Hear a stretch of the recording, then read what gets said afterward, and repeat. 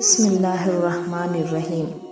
ابو صالح نے حضرت ابو ہریرہ رضی اللہ تعالیٰ عنہ سے روایت کی، انہوں نے کہا رسول اللہ صلی اللہ علیہ وسلم نے فرمایا، ہم آخری ہیں، پھر بھی قیامت کے دن پہلے ہوں گے اور ہم ہی پہلے جنت میں داخل ہوں گے، البتہ ان کی کتاب ہم سب سے پہلے دی گئی اور ہمیں ہماری کتاب ان کے بعد دی گئی۔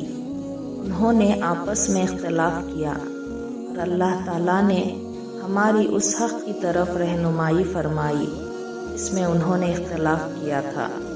یہ جمعہ ان کا وہی دن تھا جس کے بارے میں انہوں نے اختلاف کیا۔ اللہ تعالیٰ نے ہمیں اس کی طرف رہنمائی کر دی۔